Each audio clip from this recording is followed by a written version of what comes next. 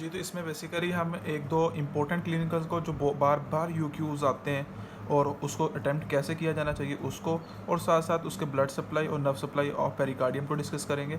पहले बात कर लेते हैं कि जो हमें पता है कि जो सीरस की दो लेयर्स होती हैं, ये एक पैराइटल होती है और एक विजरल होती है।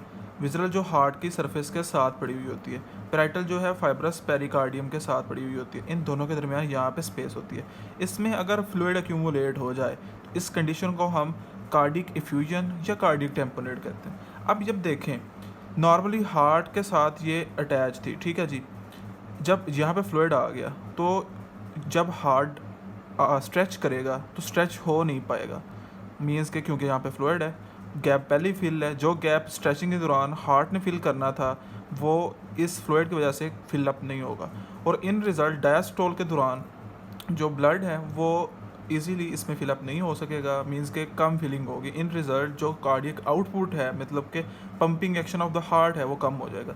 अब इसका हल क्या है? हल ये है कि आप किसी नीडल के थ्रू फिफ्थ और सिक्स इंटरकॉस्टल स्पेस पे जस्ट लैटरल टू स्टर्नम, मतलब ये स्टर्नम है हमारी और यहाँ पे हमारी सपोज कर लें फिफ्थ इंटरकॉस्टल स्पेस है, जस्ट यहाँ पे आपने इसके अपर बॉर्डर पे जिफाइड प्रोसेस के बिल्कुल साथ लेफ्ट कोस्टल मार्जिन में, लेफ्ट इसलिए कि वहाँ लेफ्ट साइड पे हमारा हार्ट होता है, तो नीडल को बैकवर्ड अपवर्ड, अब बैकवर्ड और अपवर्ड इसकी डायरेक्शन कुछ ऐसे समझ लें, बैकवर्ड अपवर्ड मीन्स के ऐसे थोड़ा सा ऊपर की तरफ, बैकवर्ड अपवर्ड। तो इस तरह से जीफाइड प्रोसेस के बिल्कुल साथ लेफ्ट कोस्टल मार्जिन के थ्रू हमने अंदर पेनिट्रेट करना है और इस फ्लूइड को जो यहाँ पे एक्यूमुलेट है वो ड्रेन कर लेना है, ठीक है जी। अब हम थोड़ी सी इसकी ब्लड सप्लाई की बात करते हैं, स्पेशली सीरस पेरिकार्डियम की, जिसको हम पेरिकार्डियो फ्रेनिक आर्टरी, मतलब के फ्रेनिक मीन डायाफ्राम वाली और पेरिकार्डियो मीन पेरिकार्डियम वाली, ठीक है जी। इन दोनों की आर्टरी जो मिलके मतलब के बेस पे जो होती है, बेस पे आर्टरियल सप्लाई जो होती है हार्ट के, जो डायाफ्राम के ऊपर पड़ा होता है, वो पेरिकार्डियो फ्रेनिक आर्टरी के थ्रू होती है। और दूसरी जो माइनर है उसमें मस्कुलोफ्रेनिक है, ये हमारी जो है चेस्ट कह लें या फिर आप कह लें जो इंटरकॉस्टल वाला एरिया, वहाँ पे oesophageal artery, bronchial artery, superior phrenic artery और क्रोनरी आर्टरी। सबसे ज़्यादा वाली इंपॉर्टेंट क्रोनरी आर्टरी ये है, ठीक है, जो विजरल को करती है। अच्छा, एक बात याद रख लें, बाज़ दफ़ा पे ये कहा जाता है कि जी क्रोनरी आर्टरी, यहाँ सिनेरियो आता है कि अगर क्रोनरी आर्टरी का ब्लड सप्लाई रुक जाए तो एनास्मोसिस के थ्रू इसकी ब्लड सप्लाई बहाल हो सकती है, लेकिन ऐसा बिल्कुल नहीं होता। ये होती है एंड आर्टरी।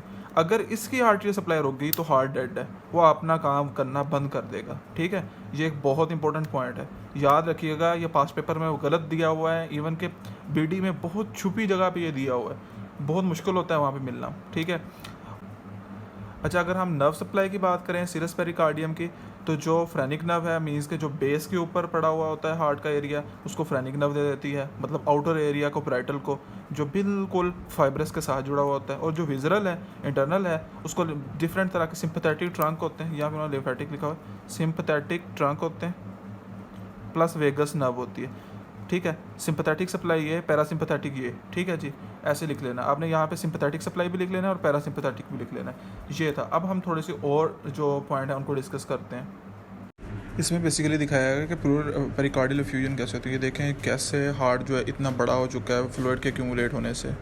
और ये पहला पॉइंट में यही डिस्कस किया गया कि इन्फ्लेमेशन जब हो जाती है पेरिकार्डियम को, उसे पैराकार्डाइटिस कहते हैं। एफ्यूजन की बात हो चुकी है। और जब बहुत ज़्यादा थिकनिंग हो जाती है, एबनॉर्मल थिकनिंग, जिसकी वजह से हार्ट का पंपिंग एक्शन काफ़ी हद तक काम ख़राब हो जाता है, मीन्स कि वो सही से काम नहीं कर पाता, उसे हम कंस्ट्रक्टिव पेरिकार्डाइटिस भी कहते हैं।